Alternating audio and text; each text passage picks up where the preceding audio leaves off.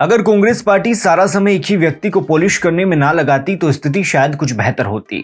अगर कांग्रेस पार्टी एक व्यक्ति की लॉन्चिंग और रिलॉन्चिंग करने का विफल प्रयास नहीं करती तो शायद पार्टी और देश के लिए कुछ अच्छा होता।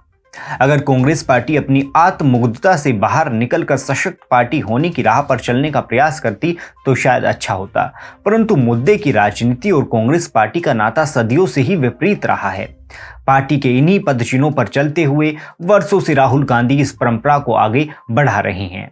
अब धीरे धीरे कांग्रेस के अस्तित्वहीन पार्टी बनने की राह पर निकल चुकी है और इसका पूर्ण श्रेय नहीं तो आधा श्रेय कांग्रेस के युवराज राहुल गांधी को ही जाता है। यही कारण है कि सशक्त विपक्ष तो छोड़िए, एक सशक्त राजनीतिक पार्टी के रूप में कांग्रेस का अस्तित्व खतरे में है।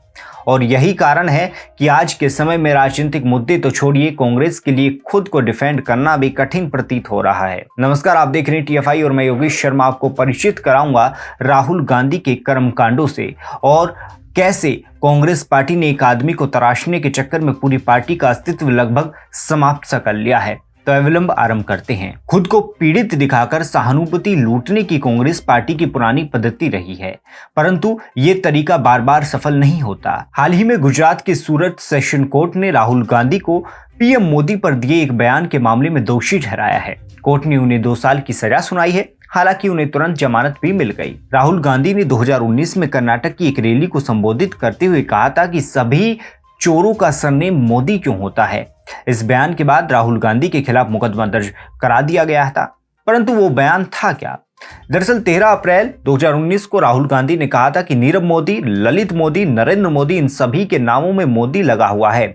सभी चोरों के नामों में मोदी क्यों लगा होता है? इस बयान के बाद भाजपा नेता पुर्णेश मोदी ने कांग्रेस के पूर्व अध्यक्ष के खिलाफ सूरत में मामला दर्ज कराया था। राहुल गांधी के खिलाफ भारतीय दंड संहिता की धारा 499 और 500 के तहत केस दर्ज करवाया गया था, जो आपराधिक मानहानि से संबंधित है। 4 साल के बाद अदालत ने मामले में राहुल गांधी को दोषी पाते हुए सजा सुना दी। अगर सजा लागू होती तो राहुल गांधी की संसद सदस्यता खतरे में आ जाती, परंतु इसके बारे में फिर कभी। अब आते हैं कांग्रेस के निचले लेवल की राजनीति पर। राहुल गांधी दोषी क्या सिद्ध हुए? पूरी कांग्रेस पार्टी सोशल मीडिया पर उनके बचाव पर उतर आई। कुछ कांग्रेस के नेता राजकुमार राहुल गांधी की तुलना भगत सिंह से करने लग गए। कहने लगे कि भाई आज क्रांति का दिन है और उस समय शहीद भगत सिंह को अंग्रेजों ने सजा दी थी, आज राहुल गांधी दोषी बनाए गए हैं। लेकिन राहुल गांधी को 2 वर्ष की सजा ऐसे ही तो नहीं मिली है। पहले तो मुंह में जो आए वो बोलो और फिर पीड़ित बनने की घटिया राजनीति करो, और सिस्टम प्रशासन वो क्या होता है। अब भले ही कांग्रेस और वामपंथी गांधी परिवार के राजकुमार राहुल गांधी को पीड़ित दिखाने में लगे हुए हों, परंतु देश के लोग भली भांति इनके पैतरों से परिचित हैं। इससे पूर्व में भी राहुल को अपने बड़बोलेपन के लिए कोर्ट कचहरी के चक्कर लगाने पड़े थे। 2019 के लोकसभा चुनाव प्रचार के दौरान राहुल गांधी ने चौकीदार चोर है का नारा दिया था। साथ ही कहा था कि सुप्रीम कोर्ट ने भी मान लिया है कि चौकीदार चोर है, लेकिन बाद में यही नारा कांग्रेस पर भारी पड़ गया था। देश भर में मोदी समर्थकों ने मैं भी चौकीदार की मुहिम छेड़ दी थी, यानी इसमें भी राहुल गांधी ने भाजपा का प्रचार करने में पूर्ण सफलता प्राप्त की। इतना ही नहीं, कांग्रेस के राजकुमार ने मानहानि का केस भी अपने पर लगवा लिया था। वो अलग बात थी कि इन्हें ही सुप्रीम कोर्ट से क्षमा याचना करने पर विवश होना पड़ा था। राहुल ने अपने माफीनामे में कहा था कि कोर्ट का अपमान करने की ना तो मेरी कोई मंशा थी और ना ही मैंने जानबूझकर ऐसा किया है। मैं अदालत की न्यायिक प्रक्रिया में किसी तरह की बाधा नहीं पहुंचाना चाहता। भूलवश मुझसे ये गलती हुई है, लिहाजा इसके बाद में मैं माफी चाहता हूँ। इसके अलावा चाहे नेशनल हेराल्ड हो, अगस्ता वेस्टलैंड, सभी को पता है कि कैसे सोनिया गांधी और राहुल गांधी बेल के सहारे अपनी राजनीति चला रहे हैं। वहीं नेशनल हेराल्ड केस से तो सभी परिचित ही हैं कि किस प्रकार सोनिया गांधी और राहुल गांधी पर इस मामले में दोनों फंसे हुए हैं और ईडी इसकी जांच कर रही है।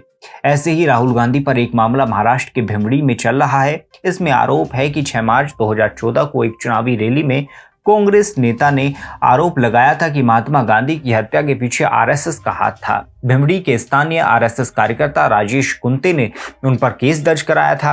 कुंते ने दलील दी थी कि राहुल गांधी के बयान से आरएसएस की प्रतिष्ठा को ठेस पहुंची है। ऐसे ही राहुल गांधी पर महाराष्ट्र में भारत जोड़ो यात्रा के दौरान विनायक दामोदर सावरकर पर भी कथित तौर पर विवादित टिप्पणी करने का आरोप है। एडवोकेट नपेंद्र पांडे ने लखनऊ की अदालत में एक केस दर्ज कराया था। उन्होंने आईपीसी की धारा 156 के तहत केस दर्ज कराया था। इसके अतिरिक्त राहुल ने अपने हाथों से अपना मार्ग अवरुद्ध किया है। वो कैसे? स्मरण है वो अध्यादेश जिसमें राजनेताओं को आपराधिक मुकदमों से सुरक्षा मिल रही थी। सुप्रीम कोर्ट के जनप्रतिनिधि अधिनियम की धारा 8 को रद्द करने के फैसले के खिलाफ 2013 में केंद्र की तत्कालिक यूपीए 2 सरकार ने सदन में एक बिल पेश किया था। कोर्ट के फैसले के बाद उस वक्त कानून मंत्री रहे कांग्रेस नेता कपिल सिब्बल ने जनप्रतिनिधि एक्ट में बदलाव के लिए विधेयक पेश किया था। सितंबर 2013 में सरकार ने इसे अध्यादेश के तौर पर लागू करने की कोशिश की।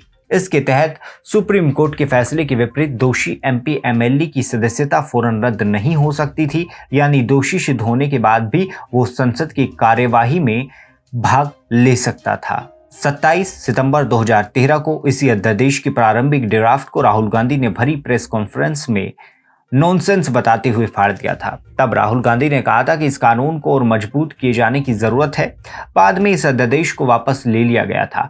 अब लोगों का कहना है कि यदि राहुल उस बिल को पास हो जाने देते तो आज उनकी संसद सदस्यता पर खतरा नहीं पैदा होता। इन्हीं सब कारणों से राहुल गांधी अपनी पार्टी से अधिक भाजपा को फायदा पहुंचाते हैं।